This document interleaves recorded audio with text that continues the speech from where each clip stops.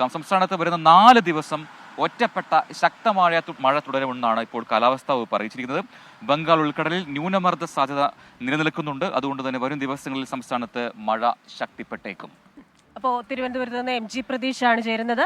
Pratheesh, very very very good morning. നമ്മുടെ ഒരു പ്രേക്ഷകയായ mini Babu സ്ഥിരം പ്രേക്ഷകയാണ്. അപ്പോൾ ചോദിച്ചിരുന്നു, ഇന്ന് റെയിൻ അലർട്ട് ഉണ്ടോ? ആലപ്പുഴക്കാരിയാണ്. ഏതൊക്കെ ജില്ലകളിലാണ് ഇന്ന് എന്തെങ്കിലും അത്തരത്തിലുള്ള ജാഗ്രതാ നിർദ്ദേശങ്ങൾ ഉണ്ടോ എന്ന് അപ്പോൾ ഒന്ന് പറഞ്ഞു കൊടുക്കുമോ പ്രേക്ഷകർക്ക്? Good morning Prajin and Christina.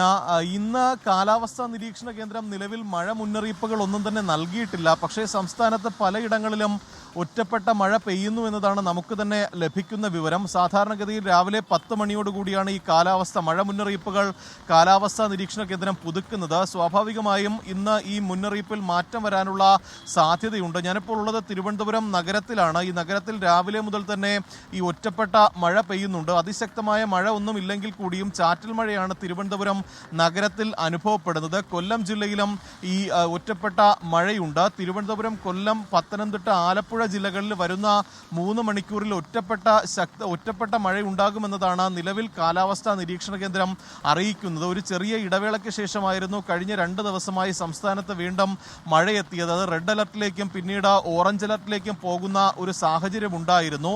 എന്തായാലും ഈ വരും മണിക്കൂറുകളിൽ ഒറ്റപ്പെട്ട മഴയുണ്ടാകുമെന്നതാണ് കാലാവസ്ഥാ കേന്ദ്രത്തിന്റെ മുന്നറിയിപ്പ്. തെക്കൻ കേരളത്തിലായിരിക്കും പ്രധാനമായും ഒറ്റപ്പെട്ട മഴ ലഭിക്കുന്നത്. 10 മണിയോടുകൂടി തന്നെ ഈ മഴ മുന്നറിയിപ്പിൽ മാറ്റം വരാനുള്ള സാധ്യതയുമാണ് നമ്മൾ കാണുന്നത്. ക്രിസ്റ്റീന, പ്രജിൻ. ശരി, MG പ്രതീഷാണ് വിശദാംശങ്ങൾ നൽകിയത്.